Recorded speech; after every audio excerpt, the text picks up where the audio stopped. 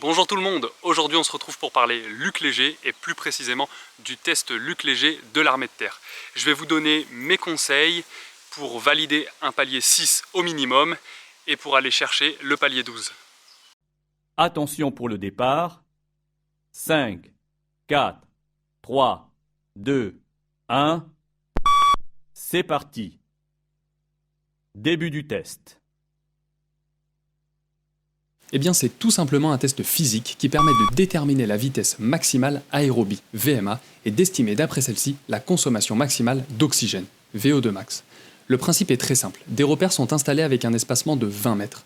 L'objectif va être de réaliser un maximum d'allers-retours à des vitesses progressivement accélérées. En effet, toutes les minutes, la vitesse augmente de 0,5 km/h. C'est donc un test de course progressif. À chaque signal sonore, le coureur devra donc ajuster sa vitesse pour se retrouver dans les temps 20 mètres plus loin. Il doit absolument bloquer un pied derrière la ligne pour amorcer le retour et faire un demi-tour, les arcs de cercle n'étant pas autorisés. Le coureur s'arrête quand il n'est plus capable de suivre le rythme imposé et ne peut pas rejoindre la ligne dans les temps au passage du bip. L'épreuve est arrêtée lorsque ce décalage est égal ou supérieur à 2 mètres.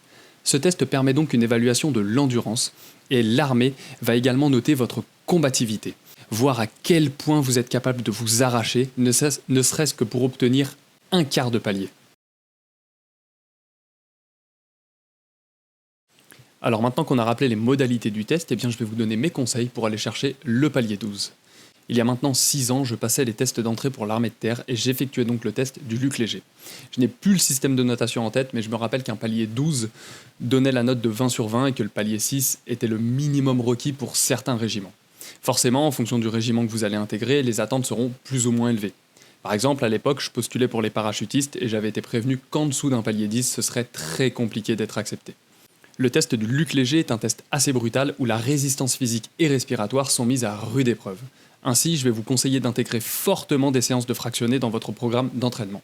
Ça va vous permettre d'améliorer votre VMA et donc d'être plus performant sur un test du Luc Léger par exemple. Première séance type que je vous conseille, 20 à 30 minutes de footing lent, suivi de 10 à 20 fois 30-30.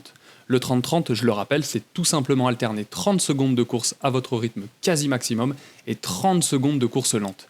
Pour ne pas créer de lassitude, je vous conseille de décliner cette séance en 45 secondes, 1 minute, 1 minute. Ce genre de séance va vous aider à augmenter votre VMA et donc VO2 max, ce qui vous aidera fortement à monter dans les paliers. Une fois encore, le Luc Léger est un test intense qui vous demandera une bonne résistance à l'effort. Ainsi, je vous conseille d'ajouter des exercices dynamiques dans vos courses afin de vous renforcer musculairement pendant vos séances. Il est démontré que des muscles plus forts vont pouvoir être plus efficaces à chaque impact sur le sol. Ils vont donc se fatiguer moins vite et permettre de courir plus longtemps avec une bonne foulée, sans parler que ça va diminuer vos risques de blessures. Donc une petite séance par exemple, vous partez pour un footing de 30 minutes, 1 heure en fonction de vos capacités. Il ne faut surtout pas faire que du fractionné, vous ne progresserez pas plus vite, croyez-moi, les courses lentes sont indispensables. Donc vous partez sur votre footing et je vais vous inviter toutes les 5 minutes à faire une accélération sur 20 à 50 mètres, à faire 3-4 demi-tours suivis d'accélération ou non. L'un ou l'autre, ou les deux, mais pas tout le temps les deux.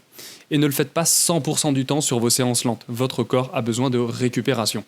Une autre séance très efficace pour le renforcement musculaire et qui va en plus vous pousser sur la VMA, c'est tout simplement les séances en côte. 15-20 minutes de footing lent, puis des accélérations en côte. Plus ou moins longues, plus ou moins raides, variez les plaisirs. Vous montez en accélération, vous redescendez tranquillement, et ce, sans interruption.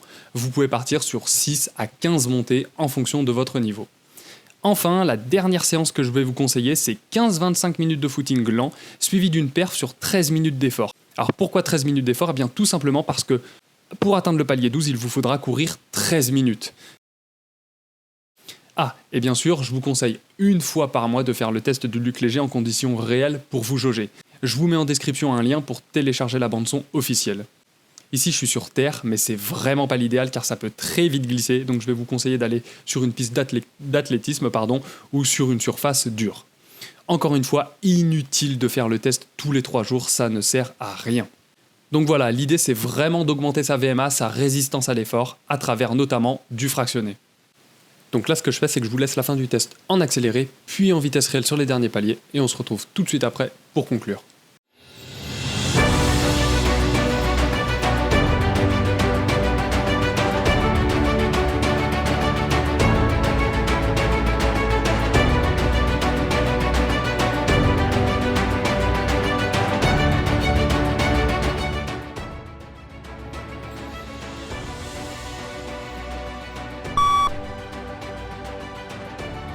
Palier 11.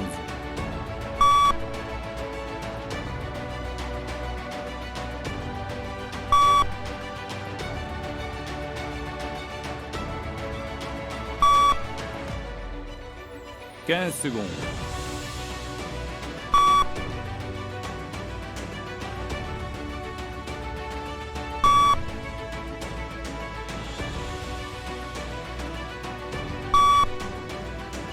« 30 secondes. »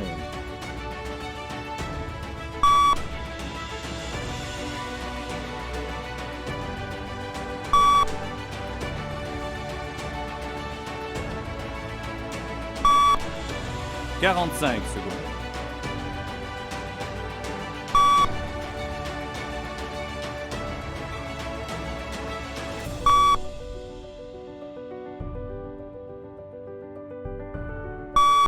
Palier 12. Fin du test.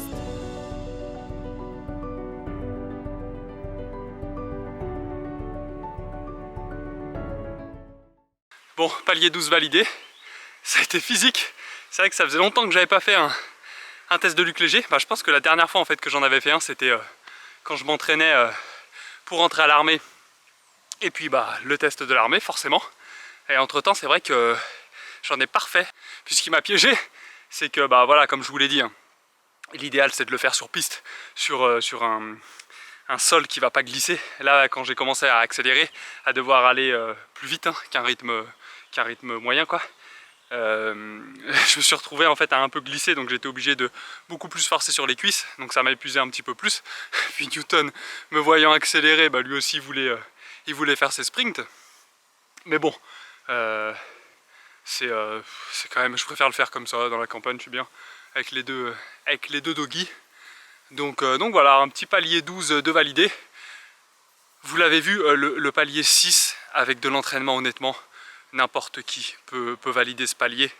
Le rythme atteint à ce moment-là est relativement accessible à tous en fait. Donc voilà, le palier 6 honnêtement, avec de l'entraînement, tout le monde peut le valider. Puis bah, pour le palier 12, forcément, ça demandera plus d'entraînement, c'est normal. En tout cas, dites-vous bien une chose, c'est que le mental va beaucoup jouer, surtout le jour du test, quand on est en compétition ou qu'on passe un test important qui nous tient à cœur. Nos performances sont meilleures, donc à vous d'aller chercher un demi-palier de plus, un quart de palier de plus, un palier de plus. Dans la tête, honnêtement, quand vous penserez être au bout, sauf si vous arrivez palier 12 forcément et que vous serez arrêté, mais quand vous penserez être au bout du bout, vous l'êtes pas vraiment. Vous pouvez aller gratter un quart de palier, un demi-palier, un palier, allez-y, foncez, ça sera vraiment dans la tête que ça se jouera. Après, il n'y a pas de secret, s'entraîner, c'est la clé hein, de la réussite. Donc, entraînez-vous sérieusement, variez les rythmes, variez les séances, faites pas mal de fractionnés, des accélérations, voilà, habituez votre corps à des intensités brutales, à des grosses intensités, des grosses variations d'intensité, et ça vous permettra, croyez-moi, d'augmenter considérablement vos performances et donc forcément de faire un meilleur résultat au test du Luc Léger. En tout cas, j'espère que ces quelques petits conseils vous serviront. Pour ma part, ça m'a bien aidé, ça m'a permis à l'époque de valider le palier 12. Donc si ça a marché pour moi, il n'y a pas de raison que ça ne marche pas pour vous. Donc j'ai juste à vous souhaiter de bons entraînements et un bon test le jour J.